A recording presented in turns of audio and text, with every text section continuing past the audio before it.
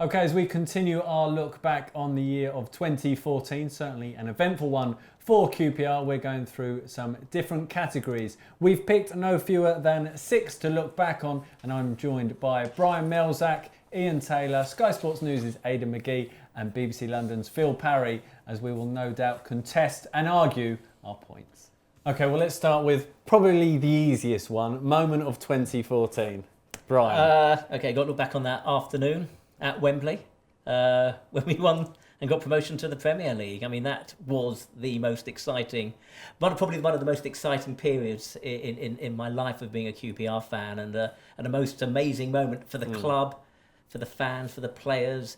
I think for the pundits as well, you know, who really were not expecting us to go all the way and actually succeed, especially on the day, especially when Gary O'Neill was sent off.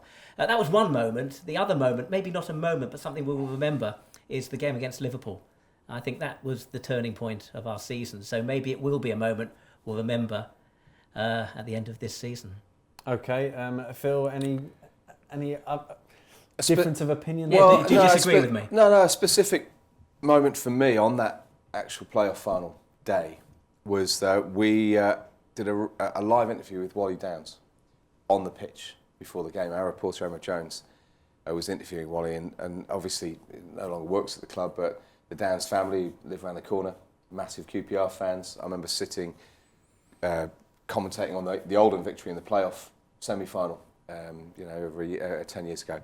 And he was sat in, just a few rows in front of us. And he actually had to turn away from the interview. He apologised and he walked off because the emotion of the afternoon was getting to him. I know he had lots and lots of family up in the stands, I know. And he actually said, look, I can't, I've got to go, sorry. And he walked off because... No, it was before the game. It was before the game. And I think what it did is it summed up what it meant to every single one who was there, who was cheering on blue and white hoops. And it also showed that people sometimes forget that people who work in football can get equally emotionally attached to what's going on. And he is a fan, and he's a fan who worked for the club and was part of a promotion-winning season. So it all sort of culminated in one. And it was that moment where he just said, look, I can't do it. It's too much. It's too much. And he walked off. And I had joked with him. I said, make him cry like any good, pinch him or something. And he did. I actually heard that after the game, he was very emotional after the game. Yeah, he tried to do us again after the game and he almost broke down. Yeah, I think after the game, and I think the players, typical, they saw a potential weakness. And they were saying things to him to get him more and more emotional as well. I remember the interview that your guys did on the pitch with Rob when he said that, Rob Green. Yeah, with Rob Green, he said, as soon as we got our heads around the fact that it was 40,000 people and QPR fans around the world against the rest of the world, that made it easy because nobody, you touched on it earlier, I don't know whether it's because of the wealth of the owners or the money that we've spent, the mistakes we've made probably. But nobody really, outside of QPR, nobody wanted us to win. I think it was strange because in some circumstances, Derby was seen as the underdogs because, as Sky Sports News pointed out in the week leading up to it, the difference in Premier League experience between the two squads was absolutely enormous.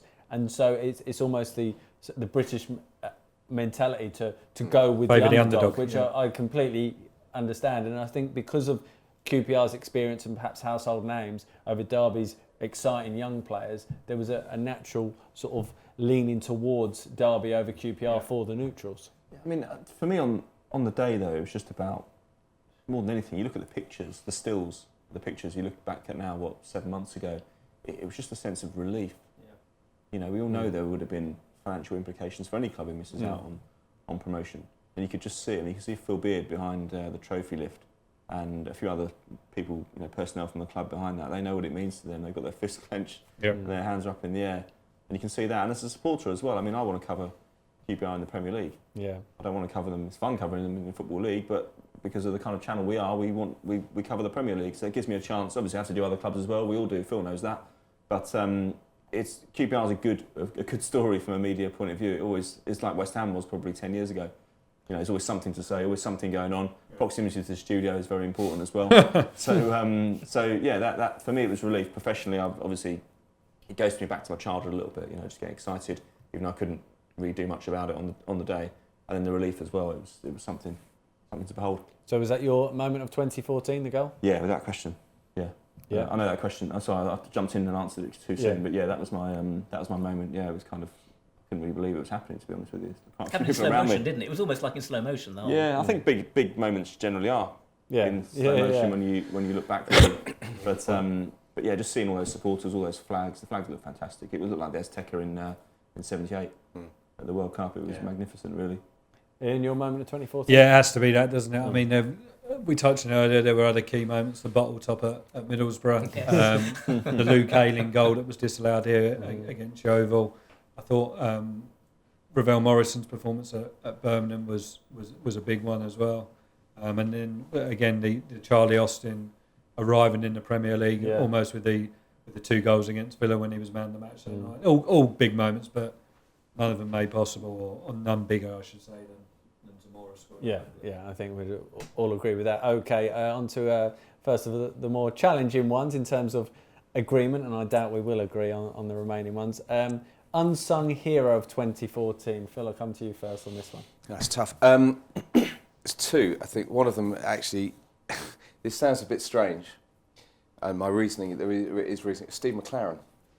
In that, I think, the impression I get, his involvement in the previous summer, when he was part of the coaching staff.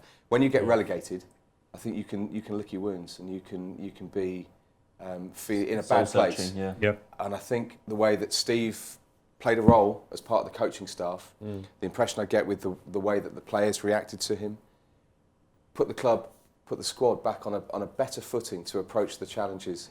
More so, I think, just just no doubt he's a fantastic coach because it was a new face. Yeah. Somebody that hadn't suffered that heartache, whereas the other coaches had. He wasn't part of it. No. Yeah, he wasn't part of it. Very true. And important. And I know he left in 2014. You know, he was obviously in the opposite Yeah, but his stamp had already been put there. But I think he just had an impact. He had an impact, which is why. It was an important acquisition, but it was a very brave acquisition by Harry Redknapp. Oh, you wouldn't get too many managers, and he's since gone on to do it again, who would bring in a former England manager as a coach, because we all know the perils of football management and a run of bad results. To almost have brought in, for want of a better word, a ready-made replacement. I mean, he doesn't put weak people around him. No, him, does he? No. It's almost a self-confidence in his own ability, that he isn't intimidated by that. Steve McLaren would be your unsung hero. Yeah, well, it's the other one, and I'll play to the gallery here. It would be the supporters. Yeah.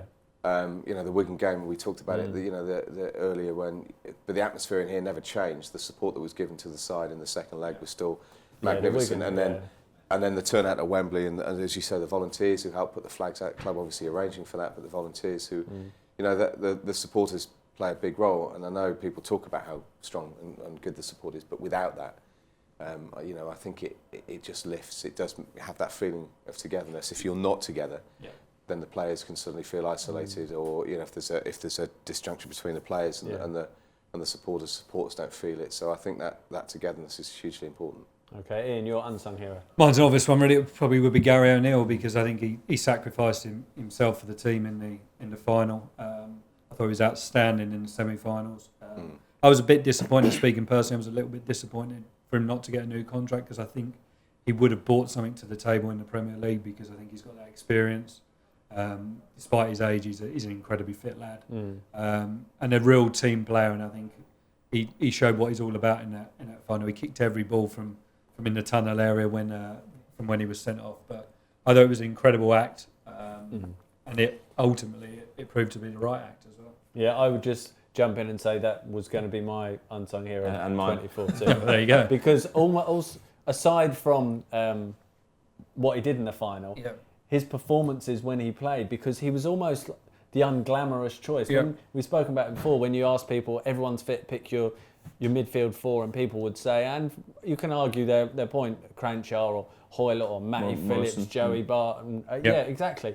Ravel Morrison. And very few people would say Gary O'Neill. It's similar with Carl Henry this year. Actually, Carl Henry. Well, he's my other unsung hero. Carl Henry was my unsung, because, you know, he's not the most standout player on the pitch, but he's always there, and he's part of the team. But again, I was thinking Steve McLaren as well, but I thought, well, it's 2014. Can I actually have him in a 2013? But as if you've put him in, if he's going to bend the rules, you're going. I'm going to bend the rules. No, but I'd agree with Carl Henry. I would agree that him and 12 games this season. I think he Yeah. played about 37, something like that last Yeah. season. I mean, that's off the back.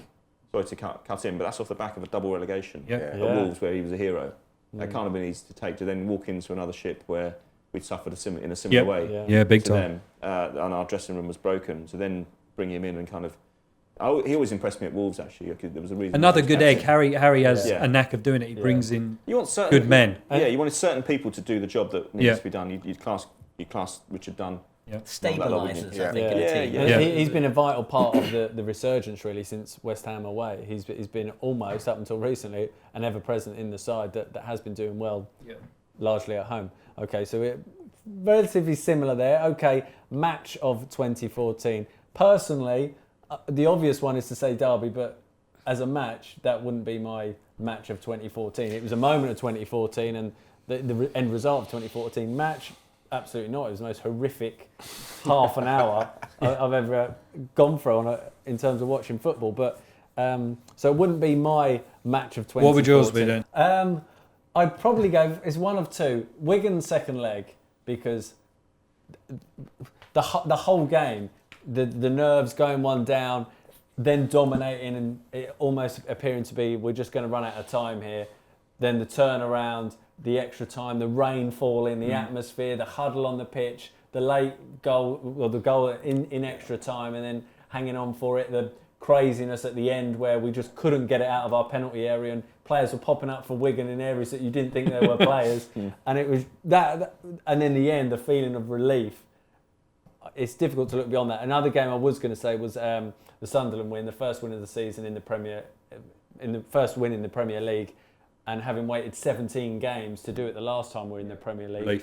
Relief. Just that sense of relief. Because I remember going into that Sunderland game, even though it was only, I think, the fourth game of the season, in the pre-match press conference, Harry was asked, are you confident you're going to get that first win before 17 games? Hope the Sky don't lost that. Yeah, it was. I think it was... Wasn't me, though. A. McGee. But There was already that there was pressure. already that Yeah. people were starting to tally it. So it was great. So out of those two, and I would go for the Wigan one. What about you, Brian? Wigan has to be one of the top on the list, and that was because that was last season. You talk about the Sunderland game, very crucial one for us to win. I mention the Liverpool game continually because I think that was the turnaround in our season. Granted, we didn't win it. We should have won it, or we should have come out with a point.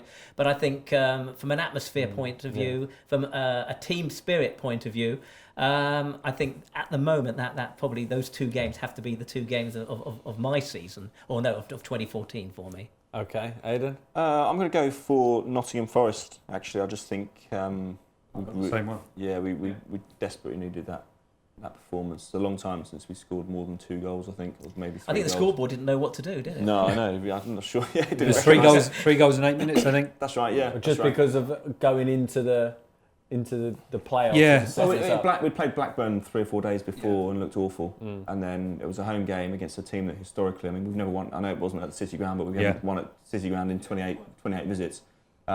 Historically, we've struggled against Forest, and we were behind in the game. I think Lascelles scored a goal. On then, Sky as well, I think. Yes, it was. Yeah, Yes. it was a lunchtime kick-off. Zamora, I think, came of age to some degree in that game as a QPR player a year after he joined. I just think one defeat after that, Leicester the following week, between then and the end of the season, I think it did us a hell of a lot of good. I Especially agree. in front of the home fans. I agree. I thought, and I always remember, I think Nedham had just had his newborn baby, and he scored an absolute great goal for a centre half, right into the far corner there, and the celebrations were great, and everyone was jumping on top of him. And you could, again, you just had a sense of feeling that something was happening. Okay, Phil? Wigan was great. Being on the gantry with the gantry bouncing, literally bouncing up and down. It reminded me of being in the Feyenoord Stadium when Holland played in the European Championships, and likewise I've been there, and that bounces up and down. It's extraordinary. I was going to say Man City actually, because I think it's a really good, entertaining. It's what's positive about the Premier League and why everyone wants to be in the Premier League, but also the great bit of sportsmanship that was shown by a Manchester City player, but with a young girl that was hit in the face by the ball. Yes. And we lose track. I think sometimes we don't, but people can lose track of that footballers are human. Footballers react in a human way. That football is a very sporting environment. I know we're commemorating 100 years since the 1914 truce, for example, where football actually played a role in that. But I think that the follow-up, the reaction to that as well, showed a great element of football that sometimes gets lost when we talk about big money transfers, when we talk about huge wages, when we talk about TV deals, when we talk about ultimately it's about a group of people coming to watch another group of people playing a sport which is the greatest game in the world. Did you call that? So that is the answer of the feature. That game will also be remembered for the Joe Hart one as well, the double kick. Did you call that? Yeah, Did you know that at the time? I'd been down in Millwall that day, so I was driving back and then saw it There's a great later. picture, isn't there, of Joe Hart explaining to Charlie Austin Yeah. what it was. Yes. But fair play to the referee. Yeah, because- absolutely. I don't know how we saw it. Yeah. No. I still can't see how I we think saw I it. think it was the linesman who in his microphone said 2 touches, but he didn't raise his flag. Which Fair play caused to the confusion. officials. But whoever, he yeah, did because well. again They got it right. we batter officials at times when they make Yeah. mistakes, and But actually afterwards they said to Harry, "Well, doesn't that frustrate you?" He said, "Well, it's the laws of the game." Yeah. He said, you That's know, what it is. he's applied the laws correctly, and that's the end result. No, it had Although everything, Charlie, I mean, if Bobby Zamora's goal isn't moment in 2014, Charlie Austin celebrating a goal that was disallowed, standing there like that, and then turns around and all No the one is players cheering, are yes. around the referee. Oh my God! It was good that it worked out all right for us, because if we'd have lost that game, then that really would have been a stick to I hit. wouldn't have wanted to be one of those officials, I can tell you that. So it was great to see him scoring us to get a positive Yeah. result from it. Okay, on to save of 2014, Aidan. Very recent. I think it has to be 10 days ago, 2 weeks ago, whenever it was. Me and you agreeing on everything. This is Burnley, worrying. Burnley at home. Oh no, okay. yeah. Burnley at home. Chris Boyd. I'm just looking at the blade of grass actually down there. George Boyd. George Boyd. Yeah. Who did I say? Chris Boyd. Yeah, Sorry. Yeah, he's slightly bigger, isn't he? Yeah. No, it was George Boyd. Oh, yeah. Left-footed effort. Yeah. He said to me afterwards, I was convinced it was going in. It was just the slightest touch in the top corner from Rob Green.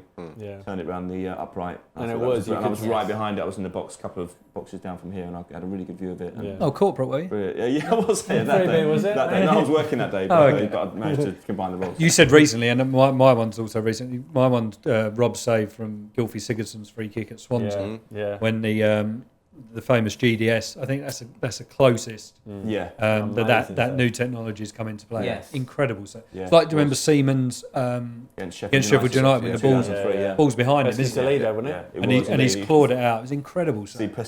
Pescasino's face when the ball's clawed out. He's just like he can't How's do he done anything. that? Yeah. But looking back, I guess the Burnley one's even more key because we got the result. Yeah, well, that put that's them 1-0 up, I think. Yeah, it would Yeah. have. It was 0-0. yes, Yeah. that's I why was agree looking with at that. the Burnley, the George Boyd, and George Boyd had given us a lot of trouble that day as well. Yeah, good winger, It's yeah. unbelievable. Good player. strike, But yeah. Rob Green, what a year he's had. I mean, he's been formidable in goal, and it's really difficult just to pick out. Just touching on Wow. it, I think he's excelled, or he's upped his game to a different level since Alex McCarthy arrived at the club, because he's got some. No disrespect to Brian Murphy, but he's got some very, very, very good competition now. Yeah. And I think it's taken his game on. Well, to it'd been the next interesting because wasn't it? Alex McCarthy had level. Played against Liverpool. tonsillitis, though, didn't he? And that was one of the reasons Yeah. he didn't play. Had he not had tonsillitis, would Rob Green have gone back in Got his straight place away? back. Yeah, Yeah. yeah, it's a Interesting. good question, but you're right. He has completely, almost taken it to another level, but he has been. I think he's very good on consistent. crosses. I really do. I think He catches the ball as well. Yes, he he does. doesn't always want to punch them out. Well, I He's one think of the two- he does punch as well, but he seems to know when the right time to do either. Yeah. Yes. Yeah. Yes, And I he's mean, good, he did very punch good with his against Burnley. throwouts as well, and it's been Distribution's more, excellent. distribution, Even on especially- Mondays. Even on yeah, Monday, it was yeah, really so good. quick. Is he knocking on the door of Well, I think we said that. I Well. stood down there in the mix zone afterwards, and I think, quite possibly. There's been a definite drop in Joe Hart's level in the last 2 years. I still think he's number What one. more Yeah. does he have to do But, to I mean, get? in terms of being one of the 3 keepers. I mean, I look at Forster playing and every Foster. week in the Premier League. He's as good as them, isn't he? Yeah, I would think so. Yeah, definitely. Because when he was asked about it last season, he obviously set a new club record for clean sheets, and he was asked about it, and he said, realistically, you can't expect the manager to look outside the Premier League when there are goalkeepers in the Premier League and in the Scottish Premier League. Different playing story every now. week. Yeah. But now he is in the Premier League, and certainly Yeah. he's getting that publicity as well, as much as anything that you probably need. Your save of the season, or save of 2014. Well, I agree with the Burnley one. I think the Swansea performance though from Green, he made a round. number of Yeah. Someone a trying to number blame him of, for this. interventions. But I think because the result maybe was impacted I don't think by it's good, keeping out Is Boyd. there a stat on his saves? How many saves he's? Yeah, he's made more saves More than the other saves than anyone goalkeeper. Yeah, else. 56, Yeah, yeah. 56, I think. Yeah. I'm the stats man at Sky, so I have to know that.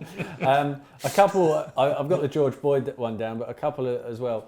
The save from Chris Martin that a lot of people in the final thought hit the post, Yeah. but he actually got his left hand True. down to it. It was going Yep. in at the near post. But for me, the one that I was going to select was the save to deny James McLean from making it 2-0. he come out, he actually hit the underside of his body, then bounced up, and then McLean hit the post. But if he hadn't been so quick to come out, because it was a one-on-one, that would have been to go 2-0. They were 1-0 up at the time. That would have been the game over and the end of it. So for the enormity of that save, I would have. It shows different goal. I mean, there's shot stopping, then there's anticipation, there's start position, there's how where you are, your awareness. You see it, and the best goalkeepers are the ones that they will stop shots, but also they will mop up, they will take catches, they will dominate, and then also they'll act almost as a sweeper. They one-on-one situations, and his one-on-one work is again been really good. I think the kicking could possibly improve. I don't think the kicking was great on Monday. It was awful on Monday, but I think that was maybe a one-off. Possibly. But the other thing with being England goalkeeper is slightly different. It's like being goalkeeper for Man United. I mean, Mark Bosnich said to me years ago. He said that he was caught out. Excellent shot stopper, good penalty save. He was caught out in a Champions League game when Batistuta just blasted one in from 35 yards that he wasn't expected. But he said, I've been standing motionless for the previous 7 minutes, and it caught me out of nowhere. My concentration was lacking. He said, I probably couldn't have stopped the shot anyway. It was that good.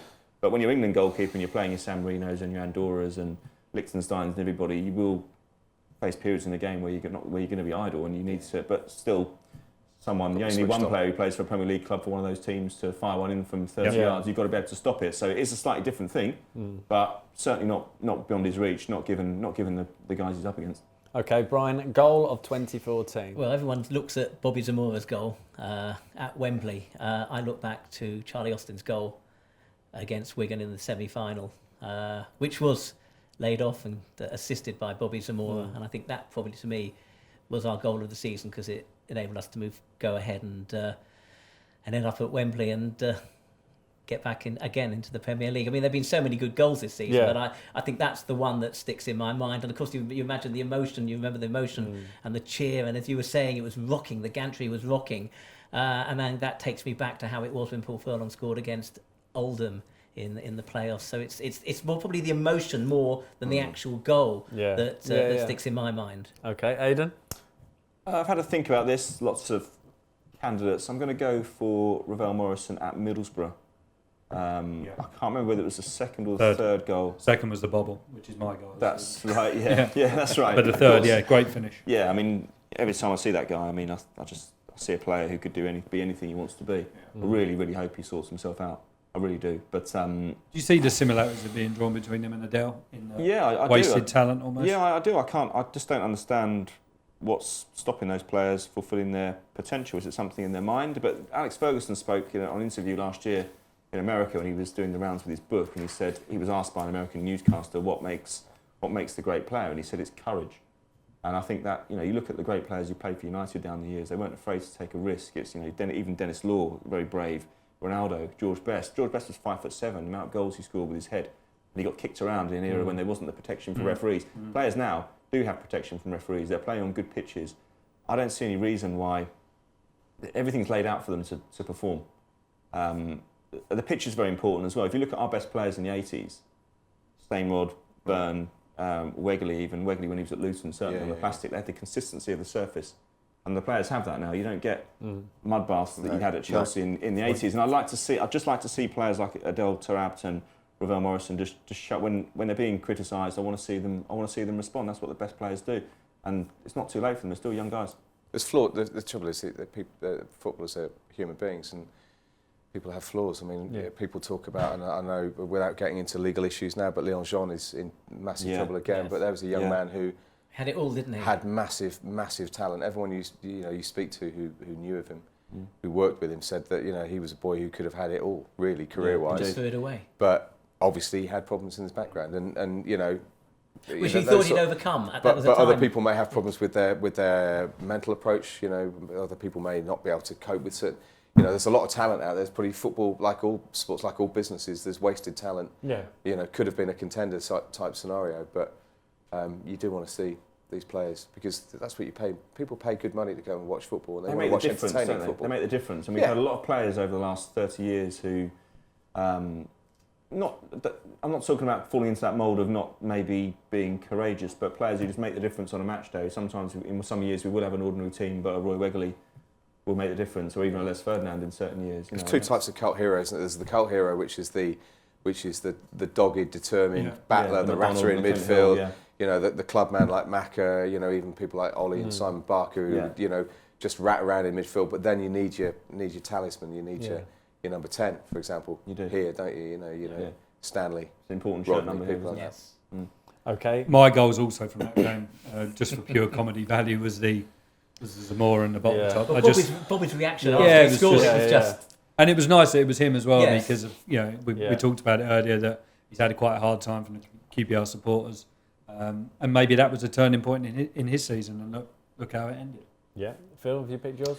It's tough. There's lots. There was a couple of, you know, one for, one against, wasn't there, in the game at Southampton?